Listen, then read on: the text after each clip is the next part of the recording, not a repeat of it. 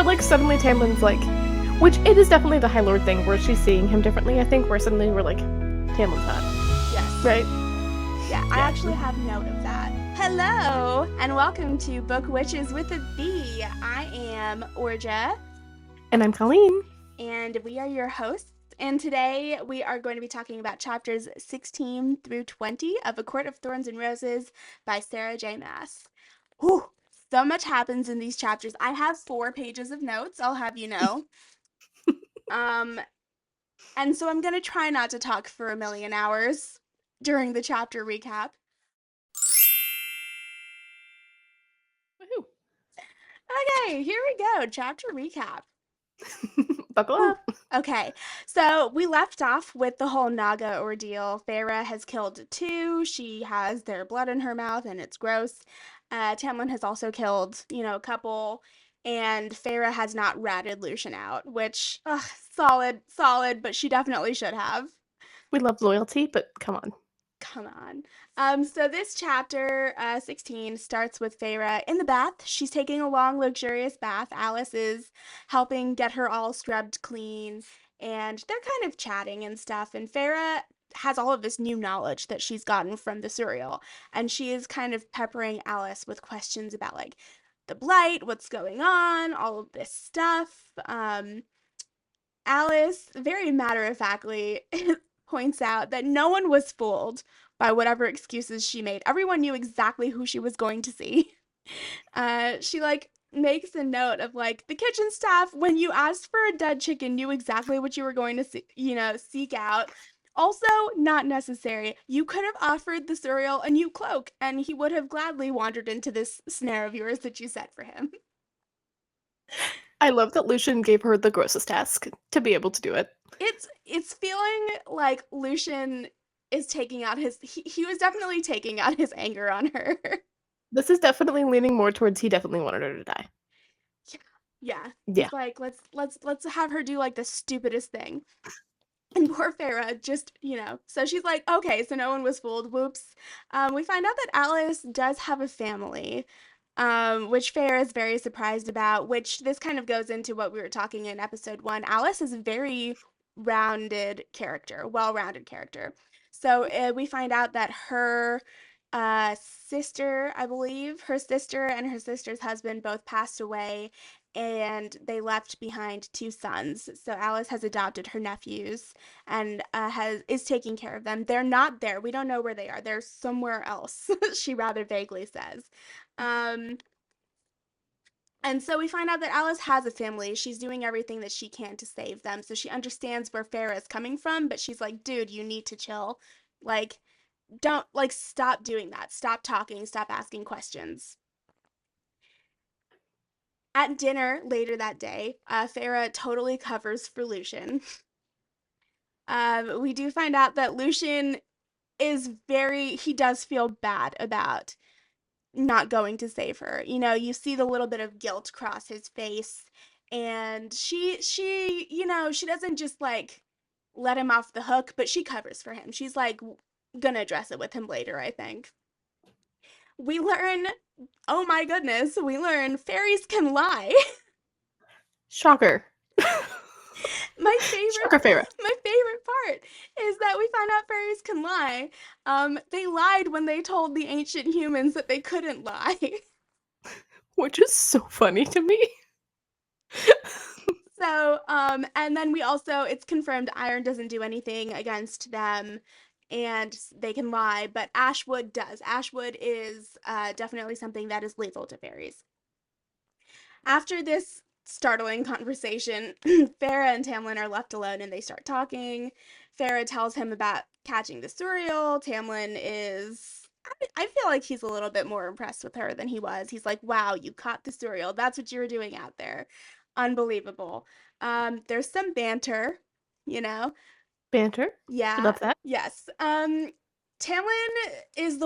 find out Tamlin's the one who stole the list of words, mysterious words, that Feyre could not read. Dun dun dun. And he's like, what? What is this? He, like, makes a joke. He's like, are you trying to write a poem about, like, murdering me and burying my body somewhere? And she's just, like, too embarrassed to really say anything back. Um, Tamlin offers friendship to Farah. Farah wonders, like, can fairies and humans be friends? And then you find out, yes, indeed they can. How do you think the mortals even won and were able to form a treaty with the fairies 500 years ago? There were fairies who were friends with mortals and fought and died on their side of the war to help free their humans. This is a piece of information that's very new to Farah. She did not know this. She had no reason to believe that there was. I mean, this is just a new concept completely in our world as far as we know. So Mhm. there's not like some age old animosity between fairies and humans only. There's also like just a very, very rich history of fairies and humans being friends and helping one another out. We learn that Tamlin was a child 500 years ago during the war, so he's 500 and fill in the blanks years old. He's old. He's old. He's an old man. He's an old man. And I definitely want to touch upon this in the discussion because there was something about fairy lore and the mythology that we did learn, but I'm not going to say it yet because I want to be like surprise. Ooh. So okay, so Farah basically they discuss a little bit again how Tamlin, basically he's taken like her one purpose in life away from her, that is taking care of her family. She doesn't really know what she's going to do. She's trying to figure it out, and then she decides, you know what, if I don't have to do that anymore, then I can pursue my dream, which is like to be able to paint. So she Mhm. asks Tamlin for supplies for painting. He's very surprised that she likes art, which rude. He's just like, "You like art?" Oh my goodness. And um And she's like, "Yeah, can I have some supplies, please?" And then Tamlin goes one further and he says, "You know what? There's actually a gallery at this estate. It's closed, so I'll have to have it cleaned out and I'm busy tomorrow, so maybe the day after, would you like to visit the gallery?"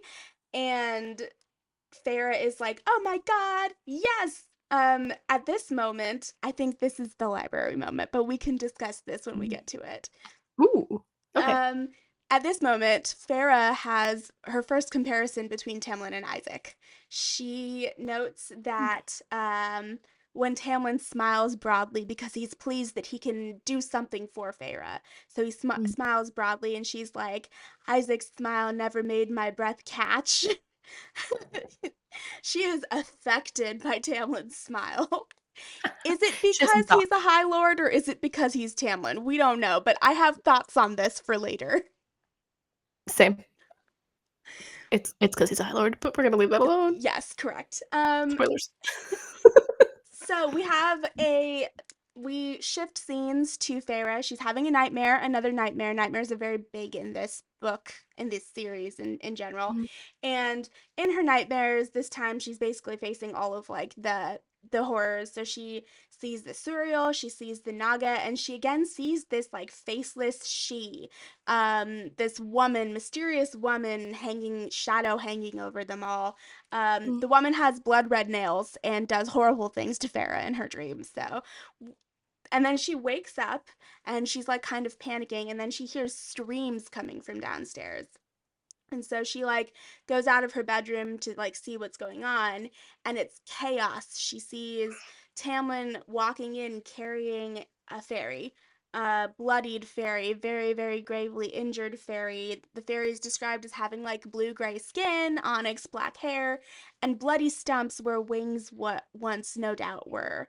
And Tamlin is like in a panic. He's shouting at people, "Clear off the tables." They clear off the table. He lays the fairy down. He like magic supplies into the dining room to tend to the fairy. Um, the fairy's not wearing a mask. We find out through conversation between Tamlin and Lucian that the fairy is of the summer court. And he was found near the border, near the outside the border, so presumably on the summer side of the border Mhm. as he is with his wings ripped out. Farah, survivor fighting for survival and supreme caretaker that she is drawn to the scene, and she's like trying to figure out what's happening. Lucian can't stomach it. He vomits and runs out of the room as the Maybe. Yeah, I know. As the fairy's like thrashing and screaming, "My wings! She took my wings! She took my wings!" But also fair. But also He fair. clearly has some sort of trauma with his eye, so probably should be fair. Very fair. So, so Farah, we get this like this mysterious she, possibly the one that Farah's been dreaming about in her nightmares. I mean, I would say it's a personification of the mysterious she that's hanging over them all. I would say that's a Yeah. fair conclusion to draw. So she, whoever she is, took this poor fairy's wings and not just took them, she like ripped them out. Like it's a very savage wound. Feyre ends up helping hold the fairy down as they're trying to tend to the wounds, but it's gone too far. He's lost too much blood for him to recover. So she ends up grasping his hands and talking to him and trying to comfort him. He's saying, "She took my wings." She's saying, "I know it'll be okay. You'll get them back. I promise." Tamlin starts reciting a prayer, I guess like a death rite prayer sort of thing. And then the fairy dies and Feyre is just sitting there holding his hand and sitting with him. She doesn't want to leave before the soul leaves the body and she doesn't know how long that takes. And finally, I think it's probably like half an hour later, Tamlin puts his hand on her. She realizes she's freezing cold, just sitting there covered in blood, holding this dead fairy, and he's like, "He's gone, let him go." And he asks Feyre, "Why would you do that when you dislike our kind on a good day? When you have so much like hatred for us, why would you sit with him like that?" And she says, "Because it's what I would want someone to do for me if I was dying. I wouldn't want to be alone." And it's something that everyone deserves, not just humans, fairies as well. I think that's a really moving moment. I like it we'll talk about it more in the discussion part, but it was just a very like important moment for me because she bridges that gap. When it comes down to it, she is such a compassionate person. Ah, Farah. And Yeah. this is where she's like, and like in all of this, waking up from the nightmare, going down to a real life nightmare, she's like, "I'm so sorry." She like really, truly, sincerely apologizes for what she's done to Andress. And Tamlin's like, Whatever. It's fine." So the next day, to kind of, everyone is still very shaken the next day. So Tamlin is like, "Hey, come on, we need to get out of the house. Let's go." Him and Lucian are waiting on horses. And he takes them, or they take her rather, they take Farah to a grassy knoll, and it's like absolutely beautiful. They brought a blanket. They're gonna have a little picnic. There's wine. And there's this like kind of funny moment where like Tamlin's like, "Hey, there's a blanket. Come sit on it." And Farrah's sitting on the grass and she's like, "Absolutely not. This grass is like the softest, most beautiful, luxurious grass I've ever felt. I'm not gonna spoil it by sitting on the blanket." And then Lucian and Tamlin have like they're like game planning, they're like hushed whispers, and then Tamlin goes and sits next to Feyre. I love that Lucian had to be like, just go to her. Right. I just picture Tamlin being like, "What now?" And Lucian being like, just go over there. Stop being dumb. So Tamlin sits next to Feyre. We see her letting her guard down a little bit. She makes a couple of jokes with them both. There's a little bit of banter. They're all laughing. And then Tamlin's like, "Come here, I want to show you something." And he brings her to a pool of starlight. It is described as starlight. We don't learn a whole lot more from that. She's like, "It looks like starlight." Tamlin's like, "It is starlight." She says, "That's impossible." And he goes, "According to you, nothing's impossible here." And that's basically the end of the explanation that we get. I want He, to know more so badly. I know, me too. This is one of those things like I want to jump in that pool of starlight. Yeah, what does that feel like? I want to touch it. Yeah, it's described as thicker and warmer than water, but thinner and purer than oil. So it's like, and The it's like perfect being hugged viscosity. by warm silk. Oh, I would love to one get me day. in there. One day I'll find my way to Prithian and jump in that pool of That's the first thing you're starlight. doing. The question is, what are you going to do when you first get to Prithian? Jump in that pool of starlight. Yes, Yeah. first thing. So Tamlin's like, joking around with her. He starts unbuttoning his tunic and he's like, let's go in. And she's like, no, because, Honestly, so fair. yeah, Also, we don't technically know if she knows how to swim yet at this point. we don't know this. Yes, this is true. Um, And so he's like, okay. And so they sit back down and they're talking. And then we get like the very horribly tragic backstory of Lucian finally. We learn why he's there. Lucian is not of the Spring Court, he is of the Autumn Court. He's the youngest of 7 sons of the High Lord of the Autumn Court. And he's so far from. Oh, High Lords are not chosen based upon order of birth. They're chosen based upon like amount of power. That being said, Lucian, youngest of 7, his brothers are older than him. He's like, I'm never gonna be High Lord, like whatever. And so he spends his time going around from court to court, making friends with other sons of High Lords. Mhm. And he ends up falling in love with a female who his dad deems unworthy. And so his dad executes this woman in front, or this female in front of Lucian while 2 of his brothers are holding him down. Assumedly, oh no. So then after that, he like leaves the Autumn Court. He, curses his father. He's like, I'm done, and this is not what I'm doing anymore. He leaves, and 3 of his brothers are sent to hunt him down and kill him. Essentially, the brothers are like, well, he's left anyways. Let's just kill him so we make sure that he doesn't become High Lord. Lucky for Lucian, he was on Spring Court lands when his 3 brothers found him. He killed one of his brothers. Tamlin swooped in and saved the day and killed another one of the brothers. This is presumably when Lucian lost an eye. Mm. And Lucian had nowhere else to go. Tamlin took him in. Tamlin knew that Lucian was good with people. He had made friends with many people from many courts, so that's why he Mhm. made him his emissary. And this kind of puts a lot of Lucian's behavior into context for Feyre. She's like, and then I went and killed one of his friends. Of course he hates me, you know. Yeah. Um, to lighten the mood, she starts talking about the pool of starlight again. And then she decides, you know what? I'm gonna be bold. Let's jump into the pool of starlight. She derobes to her underthings. Tamlin totally checks her out. There's like a full sentence. He like looks her down slowly and back up, and she's like, in my underwear.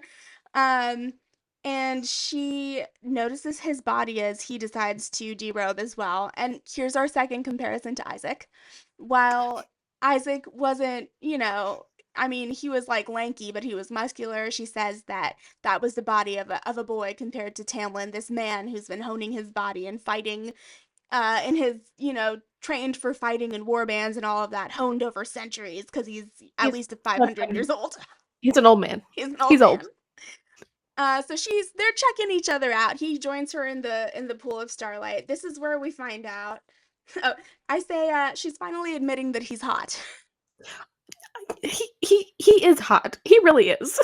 He is. He is He is. objectively attractive. 500 centuries of training to be a warrior will do that to a person, though. Oh, 100%. Yeah. No, Yeah. he's built well. Yes. Anyways,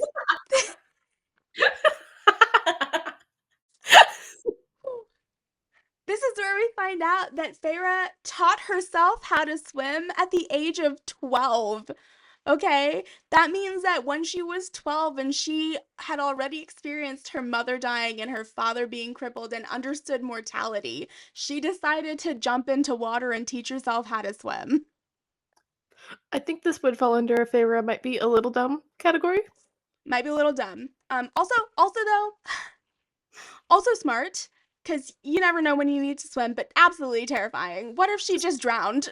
Just ask anybody to help Someone. you. Any of the townspeople would have helped you. You're 12. Yes.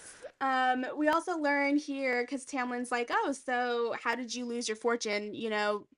Lower born mortals don't have your diction. And she's like, okay, again, kind of rude, but okay.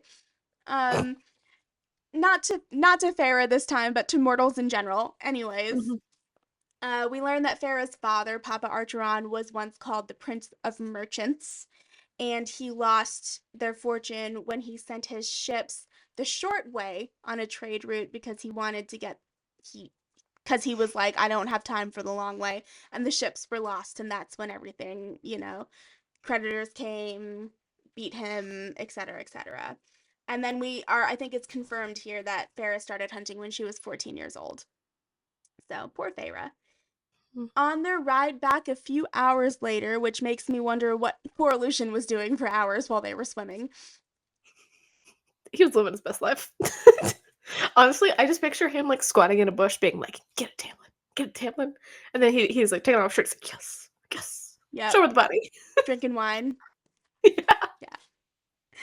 On their ride back, Feyre, makes sure that they're out of earshot of Tamlin and is like, "So, you were trying to kill me?" And he's like, I feel really bad for what I did. I hesitated and it was just for a little bit, but I hesitated, and as soon as I realized what I was doing, I ran to try to find you, but Tamlin had already saved you by then."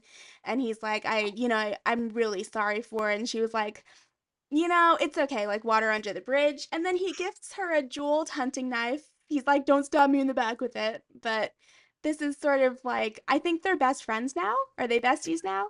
Yeah, I think the moment that you exchange weapons, you become best friends. Yes, I agreed. Agreed. Especially because it's like a jeweled hunting knife, you Yeah, know? I'm assuming it has some sort of like symbolic nature to him. Like it's important to him. Yes. Yes. And a fellow hunter, even though she hates hunting, she understands that. This is a bond. Mhm. She killed his best friend. He tried to kill her. They exchanged he gave her a weapon, and they're besties now. We love we love the violent ones. It's fine. It's all good. All right, so the next day, Tamlin takes Feyre to see the gallery, and she's just absolutely blown away. I didn't write down a whole lot for this because it's just like Feyre being like, the colors, the textures, I'll never be able to for as long as I live. Um, then Farah's paint supplies have arrived. After lunch, she starts to paint, and like weeks melt into each other and pass in such a nature. At some point, um, she's like living her dream. She's painting, she's going and exploring the spring court with Tamlin and running back with new ideas for new paintings in her head and all of this. At some point, after weeks and weeks of this, she realizes, like, oh, it must not be winter in the mortal realms anymore. It must be spring. And her mood just like goes sour. She's in a horrible mood. She's like, everyone's forgotten about me. They think I'm off with some rich aunt right now, and they're like happy and fed and taken care of. No one's even thinking about me, probably. And so she's in like a really bad mood, rightfully so. Yeah. And Tamlin is trying to figure out like what, he's like, "Hey, but life's so great here." So they're walking around the gardens. We pass by some rose bushes. The rose bushes were a mating gift from his father to his mother. This is the first mention of a mating bond of sorts. Um, Farah's still in a really foul mood, so she's not really paying attention. She just kind of like rips a rose out of the bush to like, she's so mad. And then Tamlin heals her by kissing her palms. I'm gonna be honest. I don't think I remember that. He like she's like bleeding and she's like grr, and he like takes her palms and he like kisses them one by one, very sensually, might I add. And she's like, "Huh." She's I mean, honestly, I'm gonna give him some props for that. It's pretty smooth. It's That pretty was a good one, incredible. Tam Tam. Um, Is it his that was a saliva good that one. heals her? Is that what that means? What? Is it his saliva that heals her? Is that what that means? I don't know. I don't, I think he just channeled magic through his lips.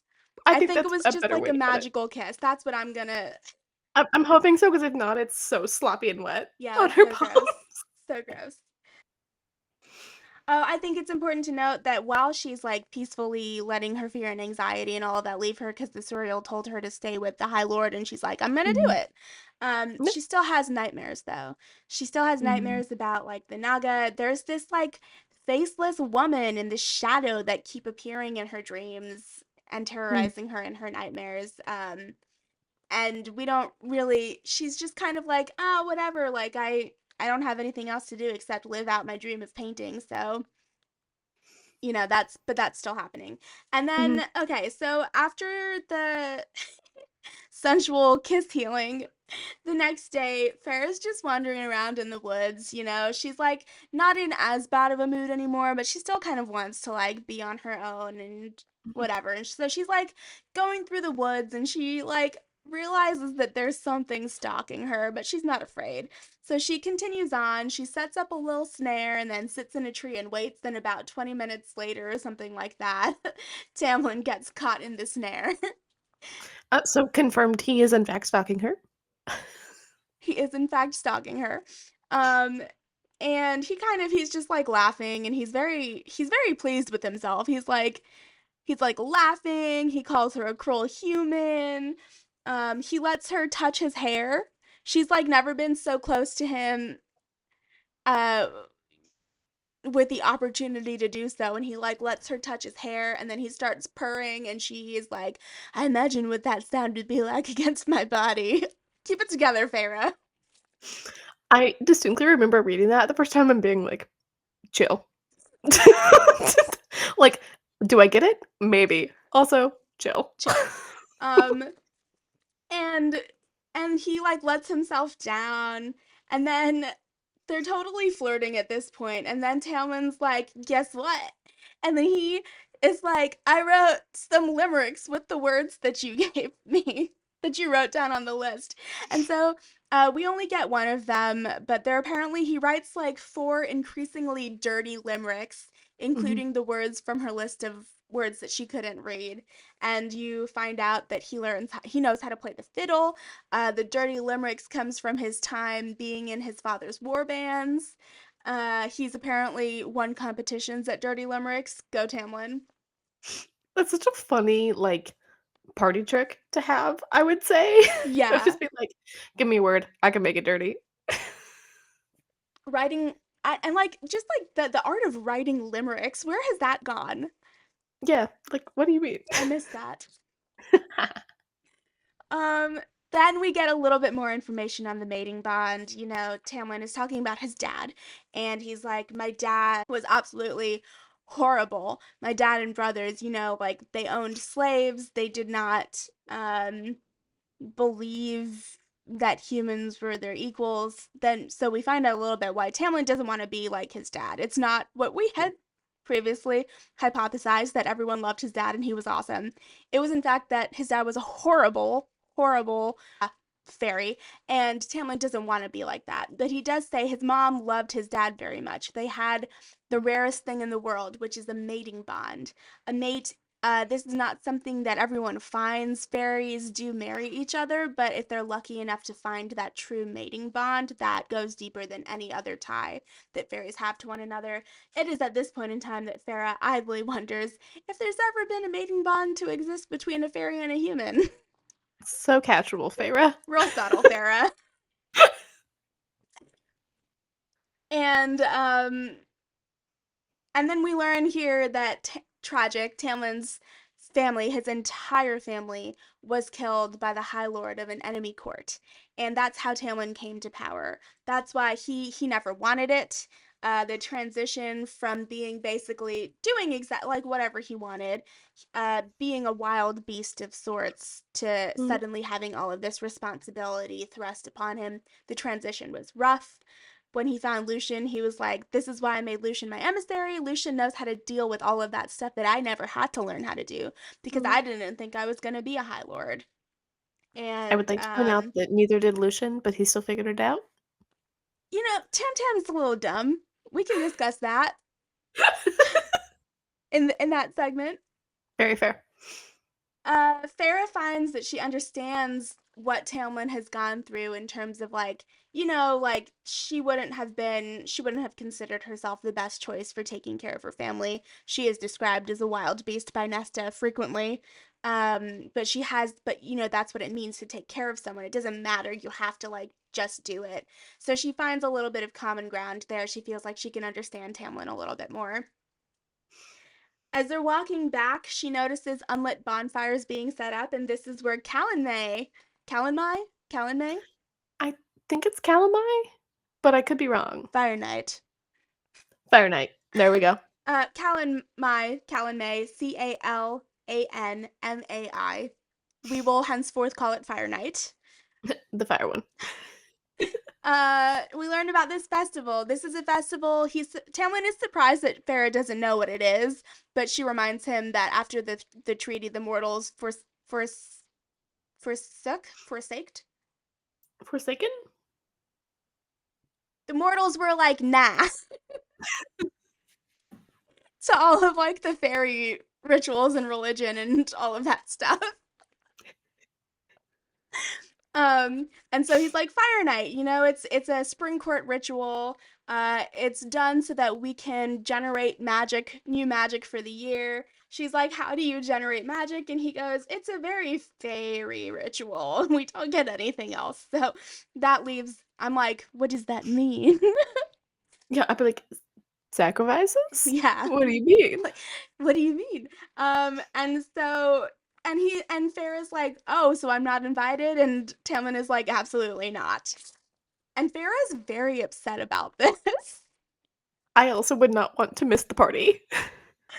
Um, so as Farrah is kind of sulking about being told that she's not invited to Fire Night, they're approaching the house, and all of a sudden Tamlin tenses, and he's like, hide, don't let anyone see you. And she's like, okay, and she like goes behind a hedge, and then there's this awful stillness, and Tamlin finds Lucian, and then they start talking, and then an invisible voice answers.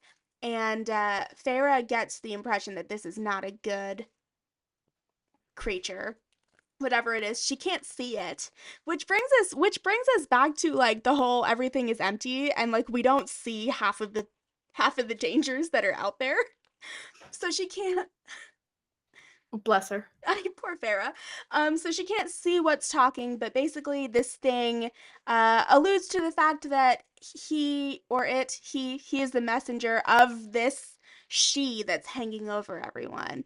And she doesn't like what's going on. She wants to make sure that Tamlin stays in line with whatever's happening with the blight or whatever's going on. It's a lot of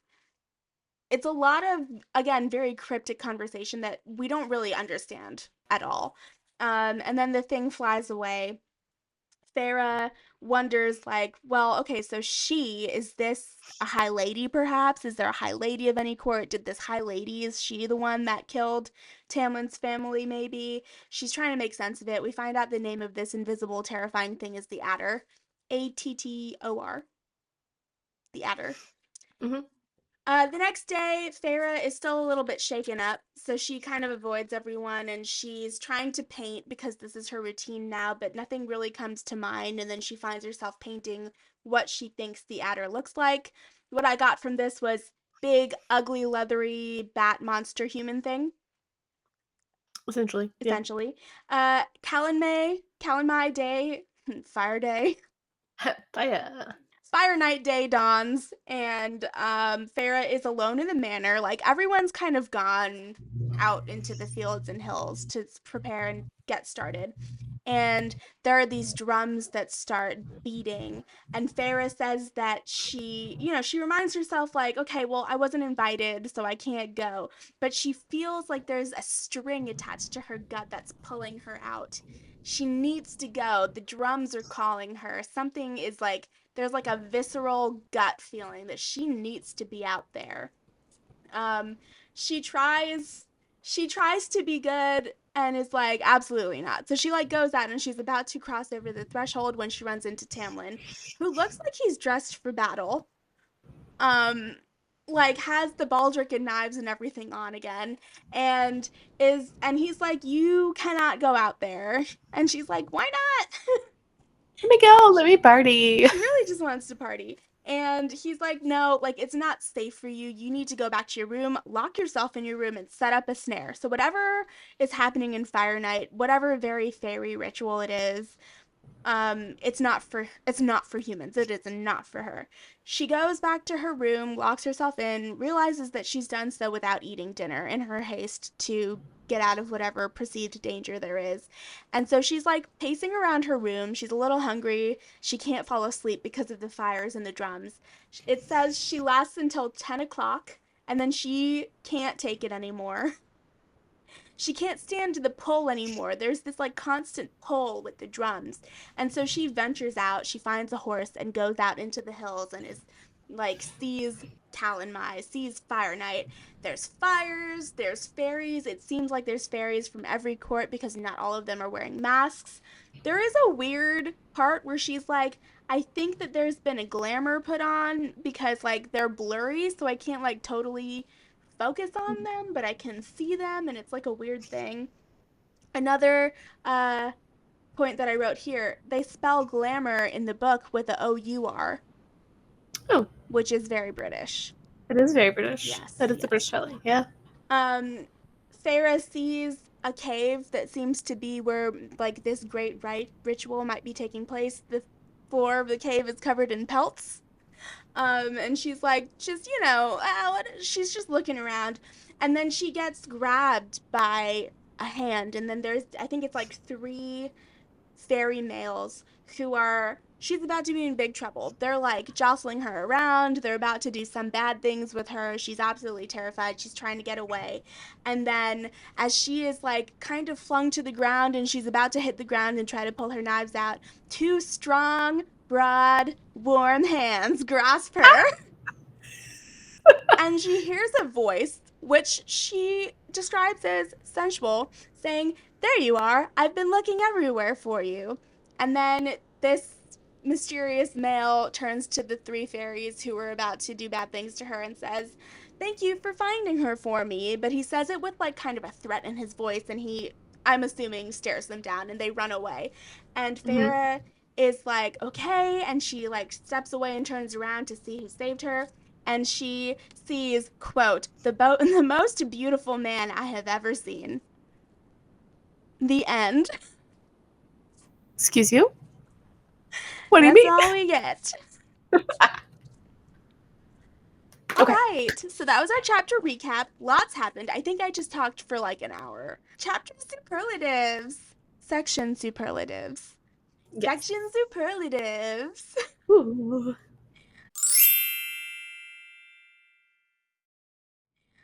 Do you have any thoughts on who? Drama queen. I don't know. Um, I always want to say Tamlin because I feel like he just is a drama queen. I would say Feyre was a little dramatic in this one, I would say. So maybe her, just so it's not Tamlin again. But just Interesting, like because I had the exact same thing. bad. Reasons why I think Feyre should win, though. Yeah, I understand where her emotions are coming from, but at the same time, she gives in to those emotions yeah, so much. she does. She's not good at emotional regulation. There is kind of that like thing I do think though, like when you're in trauma, where you're just like awful, awful. Okay, life's going good. Life's going good. Oh, actually, wait, no, it's not. I do think she hit that. Yeah, But she is also like I don't know. It's not like it's new. I think that's the thing. yeah, Like none of that. Like my family forgot me. She's since 12. yeah. She's processed this before in this book, too. Yeah, like it's not new. Yeah, Bless her. Yeah, like especially like just like yanking a rose that you know has thorns out of a bush and just being yeah, like, oops. Like, what if my almost boyfriend didn't have magical powers? I would have just ripped the crap out of my palms, which I also exactly. don't think we knew he had healing powers. I don't think so. We knew that like, fairies can heal, Yeah, but he can transfer that to her. he seems like a big conduit, Yeah. like as a person. Yeah, unclear exactly what his powers are. Highlord of the Spring Court, I would have almost expected it to be like flowers. Yeah, like he can make the like oh my gosh, what is that in the Sky High movie where she can like make the vines Yes. like do the thing? That's also what I pictured. Yeah, it's I would not have pictured like beastly shapeshifter Yeah. kind of vibe. Right. Plus, like, us, and then, like, whatever invisible, he can, like, create invisible things. Like, he held her down to the table with invisible something in the first couple of chapters. Yeah. I don't know. Putting people to sleep. He doesn't seem to have, like, one particular I guess maybe that's why, like, the serial said, like, he just is power. Like, I don't know if it's just, like, you can Mm, manipulate it the way that you want it to manifest. interesting. Yeah. Interesting. I don't know. That's a good point. Yeah, so Farah Mhm. definitely wins drama queen of Yeah. the section. Craziest thing to happen. I mean, I'm gonna have to say meeting the hot new stranger to me in this section. Just being like, "Hello." Oh, well, also just, like, yeah, like, just the whole, like, calamai, like, that whole, like, fairy festival that we don't really know what that entails. Yeah, it Seems feels interesting. very primal with It like the does. drums and it's at night and there's It sounds like a party I wanna be at, to be honest with you. Like, I love a little yeah. dance party drum situation. I'm down. Honestly, yeah. I am gonna give you a runner-up or an honorable mention for craziest thing to happen. Just Okay. like poor Fairy, whose wings were ripped off. Oh gosh, yeah, Like, that's fair. I would say for the story, Kalenmai is more relevant Mhm. because the fairy getting his wings ripped off deserves better than this, but is very clearly a Agreed. plot device. It's true. Yeah, it is. It's basically a way for Tamlin to finally see Feyre as more than just like a feral human, like a Yes. beastly human, kind Yes. of. Exactly. Wait, is So Tamlin supposed to be the beauty and Feyre supposed to be the beast? dun dun dun. Wait, like I guess from his perspective, kind of. He does think he's beautiful. I like that. Um, I like to think that he thinks he's beautiful. Oh no, he knows he's hot. Yeah. He's very aware of that, I think. Yeah. Okay, so those are our chapter superlatives. Beauty and the Beast. Okay, Beauty and the Beast comparison. I like your theory. Is Tamlin It's Tamlin Beauty and Feyre's Beast. and to go off of that, in Tamlin's world, he goes from just a normal place to a very cold, desolate, like hell of a hovel Mhm. and finds this beast. This very feral human. And then like that's like where it ends cuz he does kidnap her, right? He does. All of that. But like he definitely it goes back to like Tamlin doesn't view Feyre as a sentient being. He No. like views her as like a thing to be studied, and we see that changing in this section. I have so many notes on that, but like Yeah. yeah, definitely in Tamlin's mind he's the beauty and she's the beast, and I love that. That's what I'm saying, like, I don't think in terms of, like, the plot device of the book, very much he's the beast, she's the beauty, but in Tamlin's mind, he's, like, the civilized, like, put together, like, person, and then he just picks up this, like, malnourished, feral human and is just like, what do I do with this thing? Yeah. Like, what do I do with Yes. this?" Which is why when he's like, "You like art?" My God, Tamlin. I I guess I'm assuming partially because she doesn't know how to read, he's assuming she doesn't know art. But just Yeah, that's an inside thought. yeah, That's not an not out outside thought. loud. Um, we finally get the library scene equivalent. He takes her to the gallery. She's Ah, absolutely just blown away. She starts crying. Tamlin's like, I didn't realize humans could feel so much when looking at art. I I truly which I guess in theory, we do learn, which I'm we do learn in this section that, like, his dad kept human slaves, was not great. I guess in his defense, probably the only time he was ever around humans was, like, enslaved ones, This is but okay, fine. but, oh my gosh, like, even like, even so, like, everyone appreciates art, that's, like, the universal thing, Yeah. right? Literally, like so many stories of people, at like vastly different, in vastly different categories of life or whatever, Mhm. all of them appreciate art. Everyone is moved by art. It's like the one constant in our lives. It's the one thing. I don't understand his, like I get, like, wanting to be, like, shocked and awed by, like, your person and, like, learning more about this person and being like, "Wow, I didn't know you could, like, do that thing," but not being like, "Humans can do that?" I can see being like, "Wow, I didn't realize you were so into art." Yeah. Yeah. Yep. So anyways, but he does a very nice thing. He takes her to the gallery. Mhm. There's a similarity where like in Beauty and the Beast is like, I don't use the library. It's yours. Tamlin in the same thing is like, I don't really use the gallery. You can come here whenever you want. Like it's yours. This is your Mhm. space. Yeah. So and then like he gets her the paint supplies. So like that's the equivalent of a library with books that you can read. She can go appreciate the art and she can paint to her heart's content. Very much so. Yeah, very much Yes. the, like, library scene for her. Yeah. Anything else Beauty and the Beast related? What was it that we had said? I can't think of any like, the Calamai thing doesn't necessarily relate to anything yet. I think that might be it for Beauty and the Beast. I mean, just anytime Alice interacts with Feyre, it's just Mrs. Potts being like, "Get it together. There's Do this thing." hot chocolate exists in this world.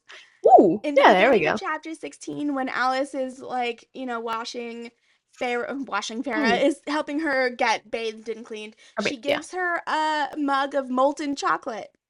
Yes. Yes. Yes. Okay, I think that's about it we have for Beauty and the Beast, so we can get Mhm. into more of the discussion. Boop, boop. Thoughts? I have several thoughts, so I'll let you voice yours first. I do like that we're starting to see like, I think it's been trying to build that Tamlin's supposed to be, like, the love interest. We do finally kinda get to see why. Like, he's just awkward, God bless him. I don't know if this man has ever tried to seduce anyone in his life, to be honest. I What think is if he has, he's not done well. no. But, like, him, like, starting to maybe, like, open up and be a little more flirty and, like, let's go, like, skinny dipping in the like, that's cute. Like, Yeah. we see, like, kind of the cute side or, like, him getting caught in the snare and him just being like, "Oh, this is so fun." Like, "Haha, you caught me." Like, that's very, like, not what I expected from him, like, very playfully, Yes. like, fun. Yeah. Yeah, yeah, we finally get less like the grumpiness goes away. I mean, we get the feeling that he's been trying to get to know Farah, trying to figure her out a little bit or whatever, but this feels less like a chore and more like he's actually interested. Mhm, I agree. Yeah. Um Also the limericks. I love that so much. His, like, dirty limericks, they're so funny. Like, I'm sitting there trying to figure out, like, if I was, like, on, like, a cute little picnic date with somebody and he just pulled out, like, bawdy poetry, how I would actually feel about that, Huh. right? Like, I Yeah. think I'd be like, "Uh-huh." Like, I think I would struggle, like, a little bit. I think it works well for Feyre, but I think I'd be like, Yeah, especially because she's had a lover and she very clearly doesn't associate it with love. Um "No." it's like she's like not like They're very separate from her. yeah, she's not sheltered or anything. She does view it as like just a thing. It's just a thing. So like having body poetry read, I feel like wouldn't affect her so much cuz she would be like, yeah, whatever. Yeah, like, I don't think it's necessarily a negative, but, like, this is very clearly, like, a cute picnic date. I don't really think I would want the person I'm, like, on a date with being like, "You wanna read my, like, dirty poems?" I'd be like, "No." And I then don't think like Lucian, oh wait, he doesn't do the limerick. He does the limerick in the forest. so. Okay, well, maybe that's a little bit different. It's before the picnic. But coming to the picnic, like Lucian is just third wheeling so hard.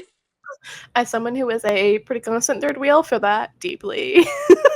I'm a As great third wheel, as a so former constant third wheel and still sometimes very much a third wheel because Joel's always bartending, I also feel that deeply. Also, I don't know if we mentioned this yet. Joel is Orja's husband. Yes, my dear, dear husband. I think we might have talked about him in episode 1. He's lovely. Okay. He's a man of many trades. Yes, he's wonderful. He's wonderful. He's very excited about this podcast for us too, although he has not read the source material. I actually didn't know that. But I talk enough about it that he like 100% knows what's going on. Joel, get it together. Read the book. Come on now. He doesn't need to read the book because I make him listen to these episodes. Honestly, fair. Yeah. I was like, you can pick one. You can read the book or you can listen to the episodes. And he's like, I'll listen to the episodes. So, Joel. Good old Joel. But yes, Lucian third wheeling hard on that grassy knoll. Tamlin takes Farah to the pool of starlight. Lucian is not there. Then Tamlin divulges Lucian's tragic backstory to Farah. Which I feel like she should have let Lucian do. I don't like sharing other people's trauma. Yeah. That's their business. Exactly. Like, it should have been Lucian. I'm like, maybe Lucian was like. Maybe Lucian is like so far past, like he's buried that deep down and he'll never talk about it, but he doesn't mind if Tamlin does in certain situations. Like maybe they've communicated. I do not think so, but I will give Tamlin a pass that maybe potentially they have discussed this. I don't know. Yeah. I don't know. Especially because it puts Tamlin in a good light, and Lucian is wingman of the century, of the millennia. He definitely is. Yeah. And then after they talk about this very tragic story, Farah's like, I'm gonna go skinny dipping. This is Farah doesn't know how to process emotions, so instead I'm going to distract with physical attraction. Yep. And Tamlin's like, yeah. I mean, fair enough, honestly. True. But yeah, I thought that was so funny. And then like Lucian is just again sitting on a hill for hours and then is just like, all right, let's go back, guys. Like not. I know I said this when we did it earlier. I do truly think for like part of it, he's just like staring at like them and he's like, oh, he's telling my story. Oh, that's like a heart wrencher. What's Farah gonna do? Is she taking her clothes off? Okay. Also, serious question. Was this Lucian's idea or was this Tamlin's idea? To tell the story or to take her to the pool of starlight? To take her to the pool of starlight. Oh, 100% Lucian. This is Lucian's go-to hookup spot. This is 100% where Lucian takes everyone he's ever wanted to date. And they're just like, do you want to see my pool of starlight? And they're like, oh my gosh, it's so cool. And he's just like, yeah, no. 100%. Love that. No, Tamlin would have taken her to like some weird, like, I don't know. We know he plays the fiddle, right? He would have taken her to some like weird fiddle concert, I think, or something. Oh my god. Tamlin would have taken her to like a local tavern and there would have been a band playing and then Tamlin would have been like, watch this, and then like gone on stage and fiddled at her. He's 100% the like band boyfriend that all the like girls wanted for a little while, where he like got up and it's like, I'm super cool, and she's like, I'm with the band. Yes. Kind of 100%. And I do think that would have worked on Farah too. Okay. No. Okay, so hear me out here. Okay, so Farah, as soon as she finds out that Tamlin is High Lord, right? She's all of a sudden like, is he kind of hot? Should I flirt with him? What an honor that he's done all of this stuff. And now we've made this comparison before to like the Beast / Tamlin, the Beast, being Mr. Darcy before he reforms himself, right? Yeah. Follow my thread here. Elizabeth Bennet does not want anything to do with this beast of a man. You know, rejects him, rightfully so, rejects his marriage, like whatever. Then she goes on a trip with her aunt and uncle and they go and see Pemberley. And like the director of the Keira Knightley version of this movie definitely caught the subtlety here in Jane Austen's writing. But like she gets out of the carriage, she looks at it and she giggles to herself, and from that point on, she's all of a sudden like, do I love Mr. Darcy? She's like, do I love Mr. Darcy? Do I love this house? Right. And And that is Farah. Farah's like, Oh does yeah. Farah love Tamlin, or does Farah love that he's a High Lord? Because I mean, some from the women do love moment, power. Yeah, no, I agree. I definitely think it's the like. I mean, I will say in general, if you are a defenseless woman in the middle of this like very aggressive world, attaching yourself to the most powerful man that you can find, oh yeah, from like a survival standpoint, super smart. absolutely. Yeah, from a like moral standpoint. And then, but I think that Jane Austen understood that, because like I've read Pride and Mhm. Prejudice a million times, by the way. Yeah. And I've seen the source, I've like seen the movie and the TV show a million times as well. Like I could recite the entire story to you by heart. Hmm.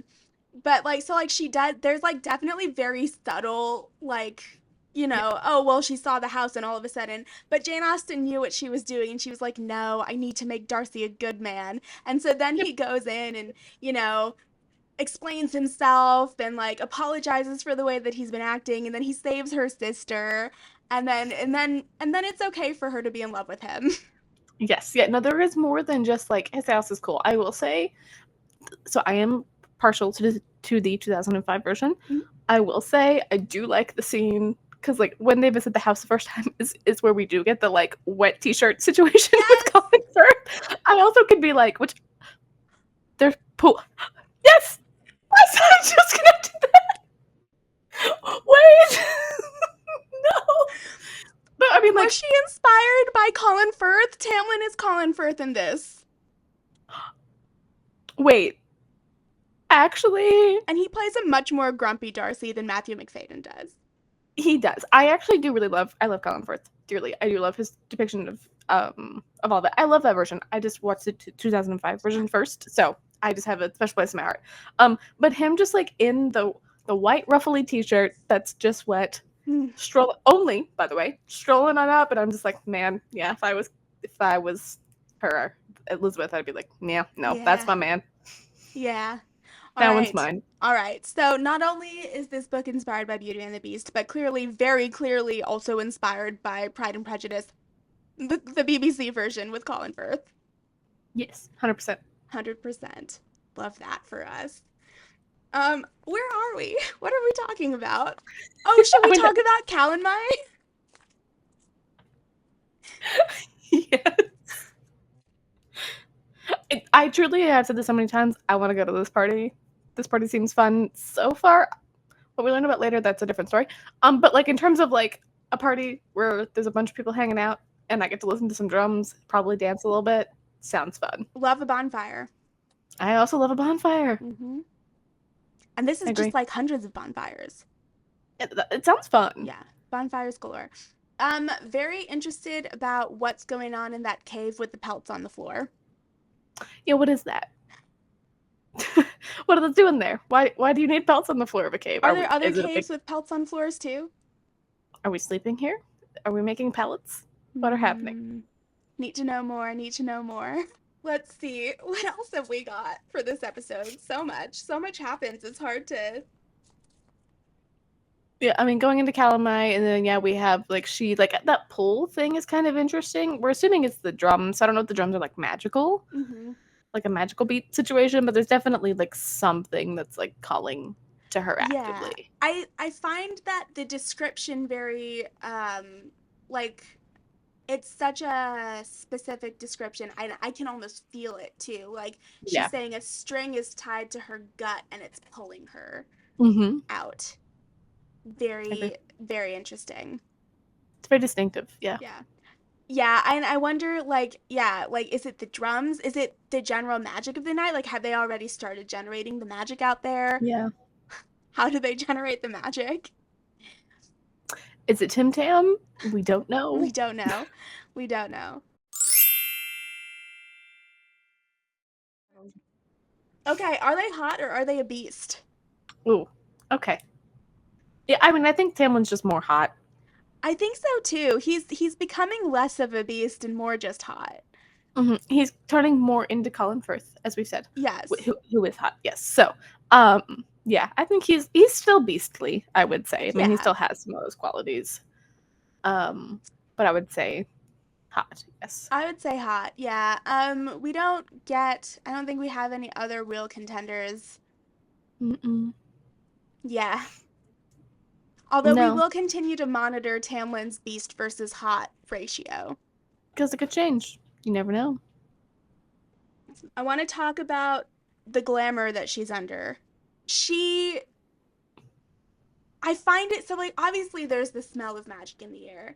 And then there's like she's under some sort of glamour, but why do that? Why not just if you're going to glamour her, why not just glamour the whole thing away? Yeah, I don't really get it either. Or It is seems it odd. like the glamour he's with the blight and everything, is he just not strong enough to glamour the whole thing away, but then at that point why glamour at all? Yeah, like why try? Like just just give up at that point. Yeah, I don't really get it either. Yeah. Which yeah, again, is this all coming from Tamlin? Or is this coming from everyone that's there? Right. Like what is the point of Yeah, what is this? happening? Yeah, we don't know. We All don't we know know. is there's drums There's and drums. fire. Yeah. And I assume food, like refreshments and stuff too. Yeah, I mean it's a party. We're gonna assume Also, there's all of the house staff has gone out to enjoy Fire Night because no one's in the house with Feyre. She is yeah, literally alone in the house. which is very sad. Yeah, poor Feyre. Like, no, you're not invited, but literally everyone else is. I get really frustrated with Tamlin with his lack of just like you can. I think the High Lord thing makes more sense with his like giving orders and people just like he's very used to people just following them. Like it kind of makes that part of his personality make more sense Mm-hmm. because he does a lot of things where he's just like, you can't go to Calamai, does not explain why, doesn't give her any context. He's like, just don't go, and she's like, well, I want to go, and he's like, lock yourself in your room and don't come out, and she's like, what is happening, Mm-hmm. and why won't you explain this to me? Yeah. Also, like, if don't come out, then like, wouldn't he have some sort of magical way to make sure that she doesn't? Like, He could why knock her leave out it for to 2 days. her? Like he's already proven that he can just, make her sleep for 2 days. Why not just do that? Yeah. Or like Agreed. post a guard. I guess maybe they don't want someone to miss the party, but like post a guard outside of her door. Yeah. If it's really that like worrisome. Right. Like, literally do anything. Don't leave it up to this 19-year-old girl who, 19-year-old woman, fine, who Come on, yeah. very clearly wants to go to the party, and you're gonna just trust her self discipline to not go. I just I don't get it. I don't really understand his motives because we don't know what it is. Like Yeah. I don't really understand his just like meh. No. Don't get it. All right. Tam Tam is Dum Dum. Oh Lord. I mean I think that was my Tam Tam I was Dum think, Dum. yeah, Tam Tam is Dum Dum. Don't do that. Also, like, get it together. Don't continue to be surprised that Feyre can do basic emotional things. Can do literally anything besides like consume food Right. and talk. Right? Yeah. Like Like she's a human who survived like a crazy life and blah blah blah blah blah, but like you note that she used to be rich. You know this. She yeah. comes from like what? He just I feel like he truly is like a very unself-aware person that's meeting someone else from like a different culture and is just shocked that they know things. Yes, which in and of That's itself is a little beastly.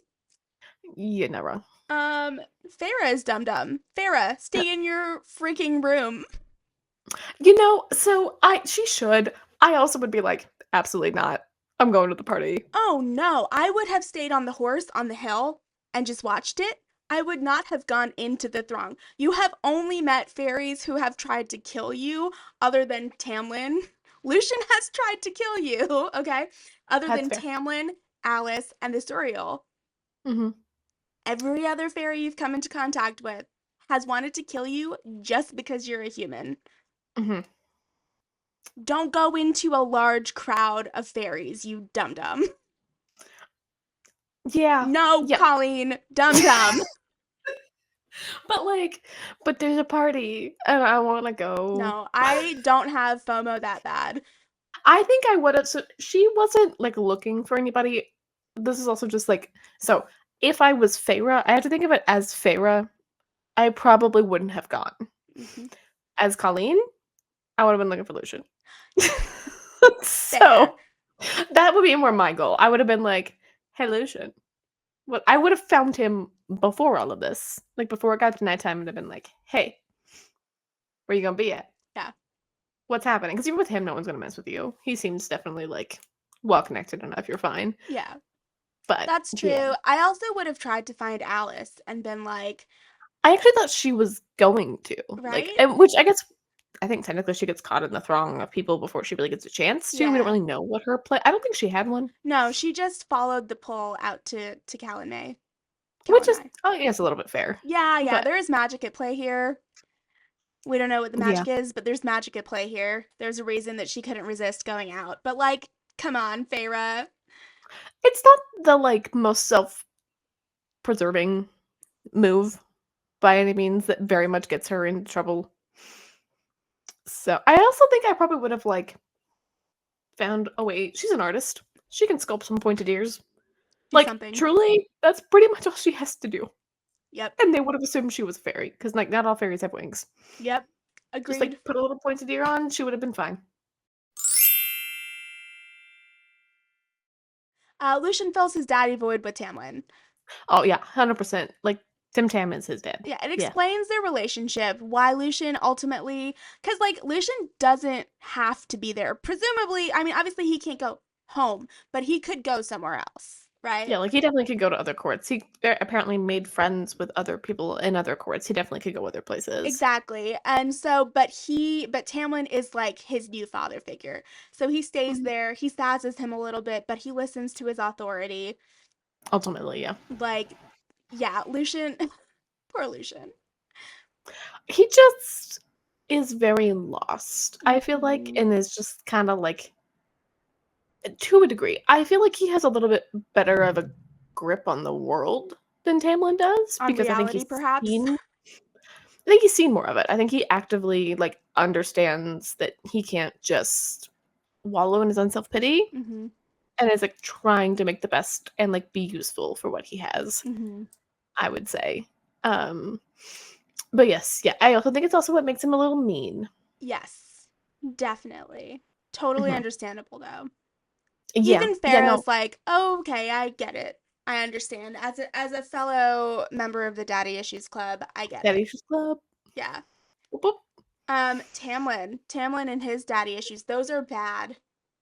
They're not great. Yeah. I don't know if we get, like, all of the context of it, I guess, at this We point. I get don't remember. so we know that contrary to what we said in the last episode, Tam Tam's dad was not the life of the party, lovable by everyone. He was, in fact, just kind of evil. He sounds horrible, He yeah. sounds Yeah, that's fair. horrible. Kept human slaves. Mhm. Tamlin's brothers seemed like they were kind of deplorable as well. Tamlin is the youngest of the brothers, I believe. He was, yes, which, like, Um, does he have 2 older brothers? I think so. Okay. Yeah, and there's like no love lost between him and his male family members. Mm-mm. He also does the Lucian thing. He's like, I'm gonna go join the war bands and I'm gonna learn how to fight. I'm gonna learn how to do all of this stuff, and I'm gonna leave the High Lord stuff to all of you horrible heathens. Yeah. Um, and then his entire family is killed in one fell swoop by the enemy of the High Lord of an enemy court, and then the High Lord title and power and lands and everything is thrust upon him. So like he's dealing with all of his daddy issues, and then he's also suddenly dealing with being a father figure because that's what a ruler really is. Now he Yeah. is the daddy of the Spring Court. Spring Daddy. Spring Daddy and Lucian. Yeah, Lucian, God bless him. He tries. Yeah. Yes. Yeah, I can't imagine, like, I'm sure that was difficult. It does seem like his, even though his family, like, in my head, right, his family sucked. Mm-hmm. He very clearly, like, did not seem to like them much. He was, like, gone. I feel like you should sympathize with Feyre's, like, need to figure out, like, what's going on with their family more. Yeah. Of, like, kind of a crappy family that, like, doesn't, maybe that's why he's so much like, they don't love you. Like, he's like that. I processed that Yeah, like he's like been there, done 200 years that. ago. Yeah. Yeah, maybe. Ooh, that thunder. I didn't hear that one. Side note, I'm But terrified of storms. So if I'm he is really very terrified. distracted, it's because I'm it's originally storming. from Oklahoma, so storms are a regular part of my life. Yeah, Colleen, just like the stories she has about tornadoes, just I would die. I would just Just be stand on dead. your front porch and watch it till it gets a little closer. Oh my god. If you're from a place that has tornadoes a lot, you know what I mean. You get it. I am from the East Coast, from the Northeast specifically. Tornadoes have happened, but they're like freak whatever. I moved to Yeah. St. Louis for 3 years. Completely freaked out every time the tornado sirens went off. She did. It was a lot. I was like, it's fine. And she's like, we have to leave. And I'm like, it's not even here yet. We're gonna die. And I'm like, we're not gonna die. We have shelters. It's fine. And then I moved back to the East Coast. Yeah, And here that she is is. like the one of the few things that I do not miss at all. It's very fair. But she misses me. I do. Yes. Okay, yeah, so daddy issues. I feel like, yeah, again, every single character in this series, other than Isaac, has daddy issues.